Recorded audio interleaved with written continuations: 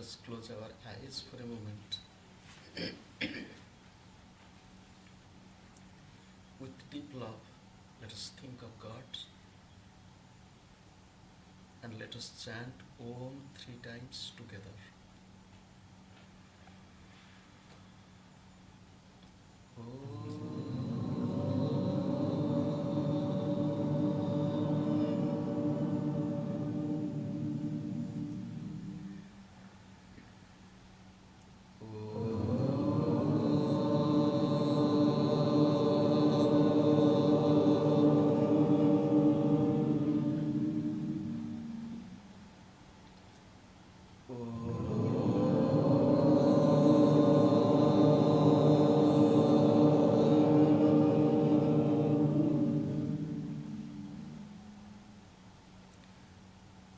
I will chant and you will repeat. Om Sri Gurave Namaha. Om Sri Gurave Namaha. Om Sri Gurave Namaha. Om Sri Gurave Namaha. Om Sri Gurave Namaha. Om Sri Gurave Namaha. I bow to God. I bow to all the divine incarnations. I bow to all the masters of all times and all places. I bow to my beloved Gurudev. I bow to entire creation, including all of you.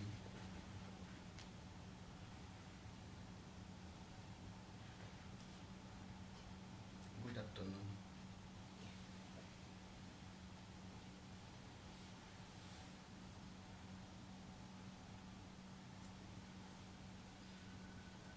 When I came to Australia, it was quite sunshine and bright. Even at night, beautiful stars. But it didn't stay too long, then it started raining. I came here 2 days ago, it was good, yesterday beautiful sunshine. Last night I was hearing from my room the raindrops. Then I thought, oh God, again the rain is here. I stayed in India for more than 4 months, not a single drop of rain. No rain at all. Rain is good to know plants are happy. It cleans the environment. We get fresh air. There were 2 sisters. One was married to a potter making clay pots. The other was married to a farmer. So both are praying to God, oh God. One is praying to God, let there be sun. Because if there will be sun, the clay pots can be nicely dried. It is good for our business. The other sister is praying to God, oh God, let there be rain. Rain is good for my farm. If there will be rain, plants will grow better.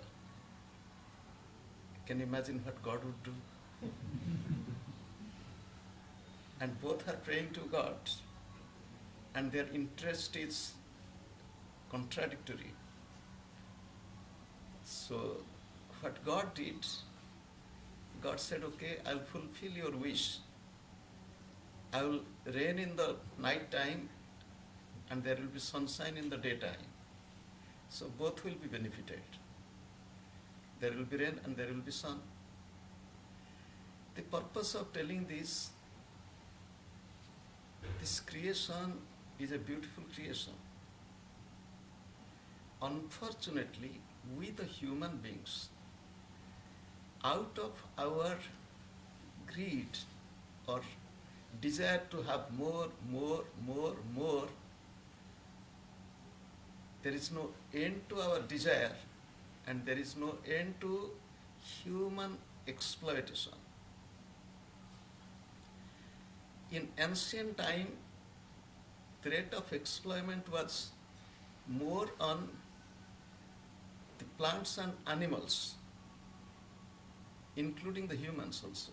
Human beings exploited human beings.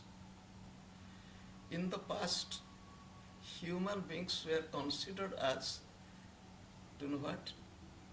Don't take it as a criticism, but it happened unfortunately. Human beings were considered as animals. People considered human beings just like cattle or horses, and buy and sell. Oh God, unfortunate. When I was a schoolboy, at our home, I was born in a family with, although they were not so highly educated, but we had storehouse of books, many books and interesting books. My mother read up to class 3, just having knowledge of how to read and write, that's all. No knowledge of English. But she was such a well-read person, unbelievable, and her memory was very unique. I read a book not only once, many times during my school days. It is not a small size book, it is quite thick. It was Odia translation of an English novel. I think it is American lady who wrote, I don't remember her name, Uncle Tom's Cabin. I don't know how many of you have read it or heard about it. Every time I read, I cried. It was very, very painful. I have not read the original English one, although once I got it, it must be somewhere, but the Odia version I read it many times during my school days. Human beings created human discrimination. Human discrimination, men and women. Human discrimination, rich and poor. Human discrimination in color of the skin, and so on. In one way, we are in a better age or better time when that type of discrimination is reduced to a great extent, although not completely, but it is not as it was a century ago or little before. To eliminate this discrimination, there has been a lot of sacrifice. This morning I was writing.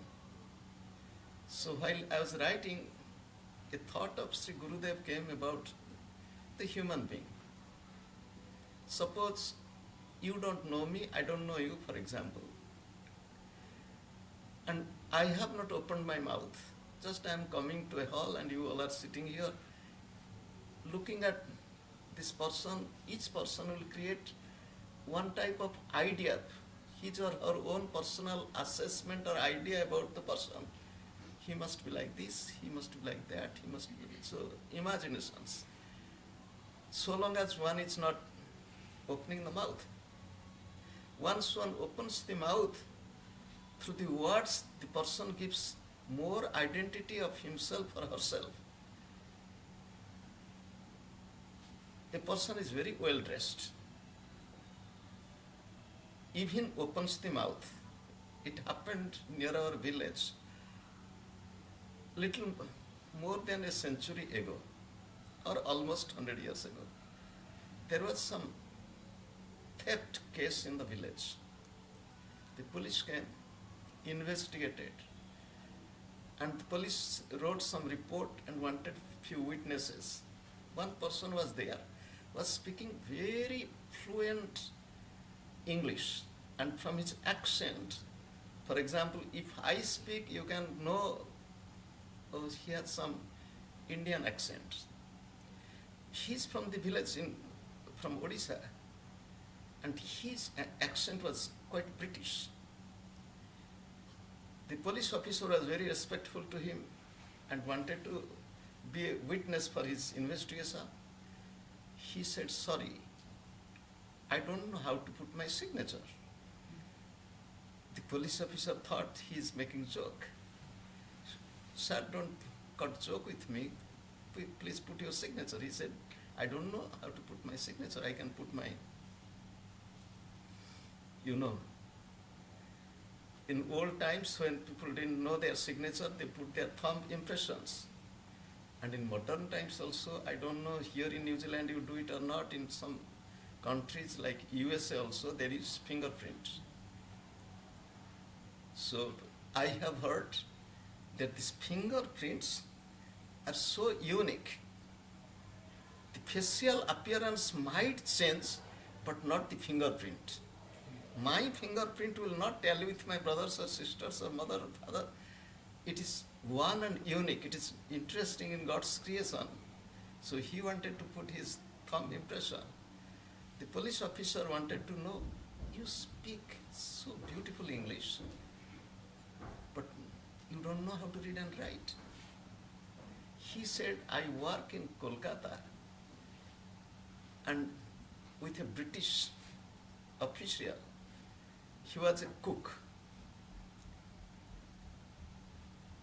And people from Odisha were going, and they were famous in few works in Kolkata because of job.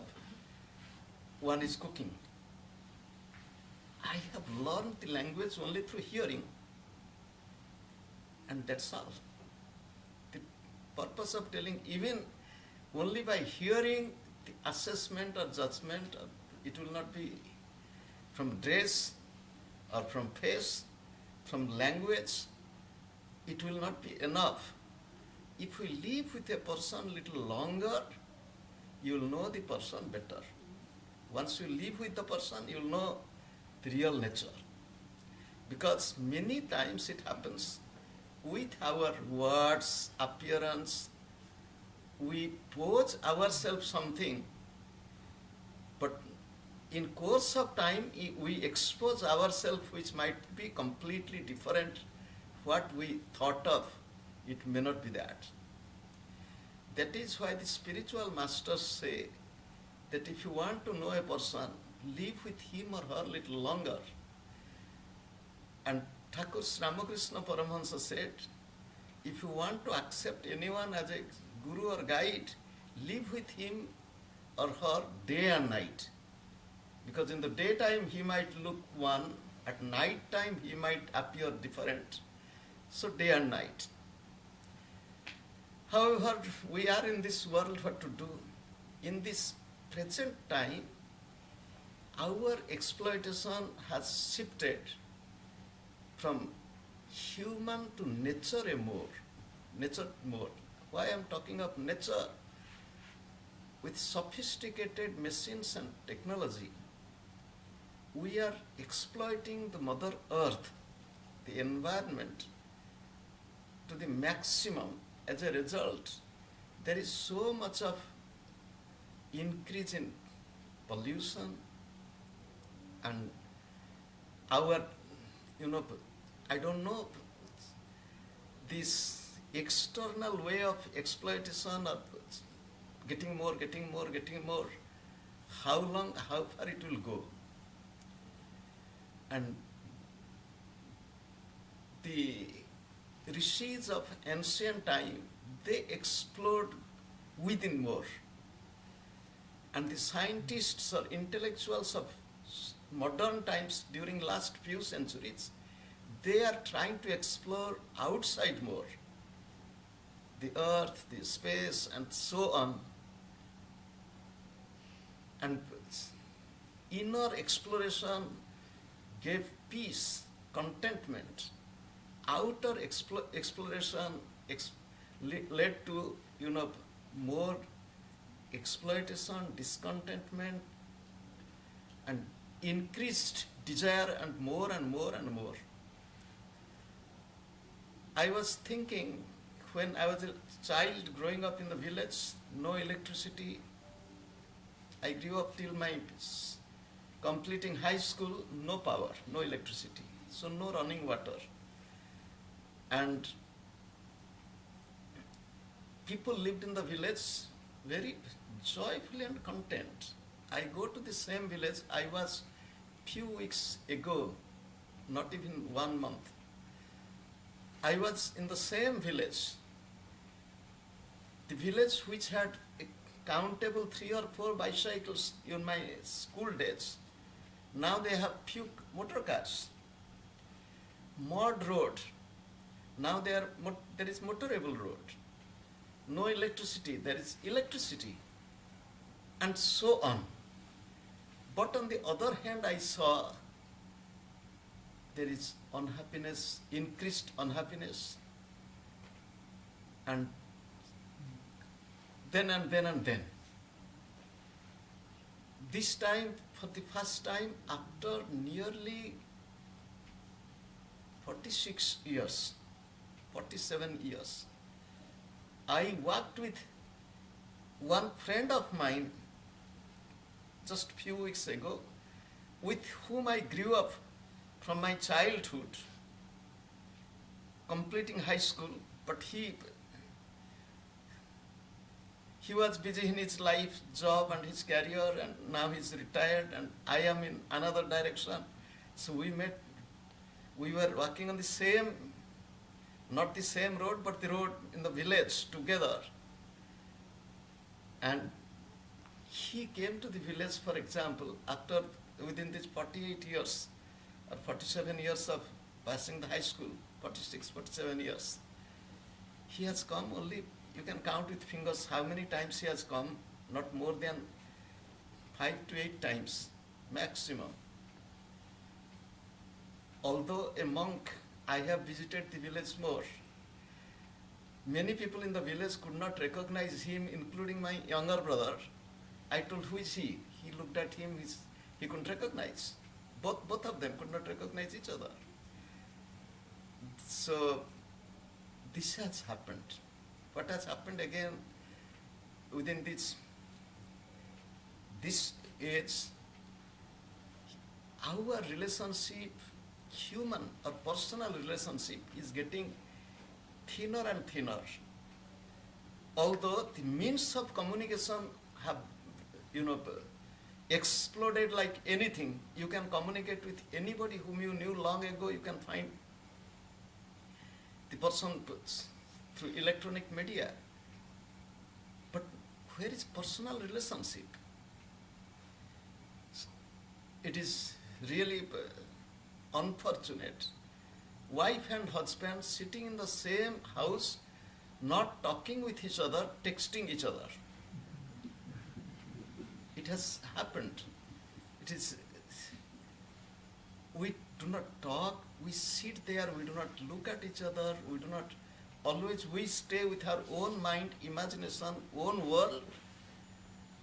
And this is, and what is happening now when I'm traveling more and going to different places, our younger generation, the children, many places, they are so much confused.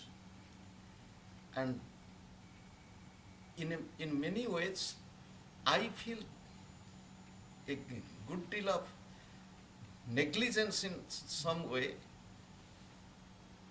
It is really sad. People have become mad after money and other things than human relationship, human-God relationship. What happened during last few centuries, especially in the West it happened. I'll tell one incident. Quite some time ago, I was in our ashram in Holland for a program like this. So in ashram, 10 days program. And just to tell you, in our two ashrams in Europe, mostly are Europeans, very, very few Indians. Good attendance, but mostly Europeans. I found one Indian gentleman just from distance, then he came close to me, bowed down to me, and then he introduced himself. I do not hesitate to tell what he said.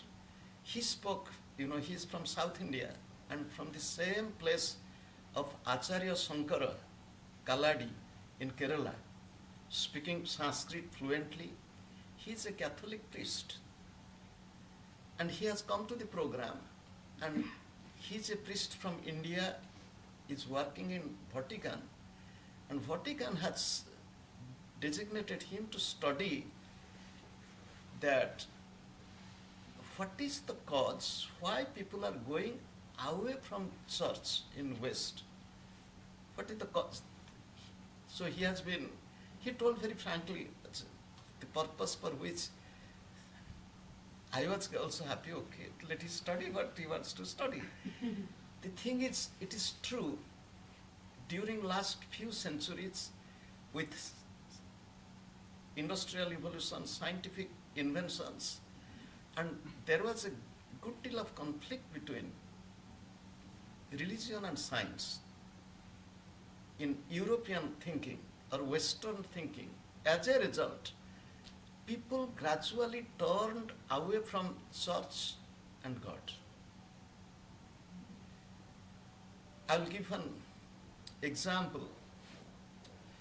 Once I was in London, not once, quite a few times, I also gave talk in that place. That is the place where Gandhi, as a student in law in London, he was going to pray. It was a church. And if I tell you a funny incident, what happened in the life of Gandhi, Gandhi was very regular visitor and very punctual and honest to himself. He was young. At that time he was not Gandhi as we think. The priest of that church, seeing this Indian young man coming regularly, became friend with him. And sometimes he invited him to his home to have a cup of tea. The son of this little son of this father, a priest, told his father, this Indian man is very friendly, very nice person. He said, yes, he's very nice, he's very regular and seems to be very sincere. Then he said, which religion is he? The boy is asking. Oh, he's from India, he must be Hindu. There are good people, Hindus? This little boy asked. He's such a good person. He said, yes, why can't we all be Hindus? That little boy asked. Then the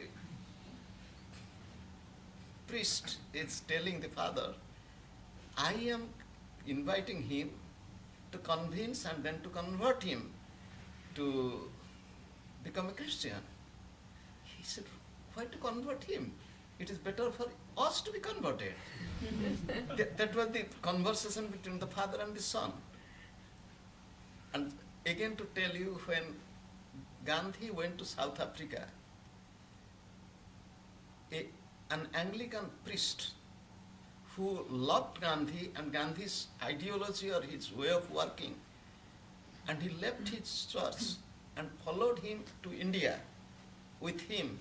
He lived in India and spent a good time in Odisha also. His name is C.F. Andrew, and very kind-hearted man. The purpose of telling this story, I forgot. The same church which Gandhi was going to pray, later on was for sale, and one organization from India, those who are from India, they might have heard about this organization, Bharatiya Vidya Bhavan. It is not religious, it is cultural social organization founded by K.M. Munshi. and it has become an auditorium and the branch of Bharatiya Vidya Bhavan in London. So the church is converted into an auditorium. That's all. The purpose of telling this, people turning their mind from God, what happened? There is a great deal of vacuum, because if there is anything happening to me, for example, I go to my friend or go to my parents to tell them, this thing happened. Little children, we ran to them.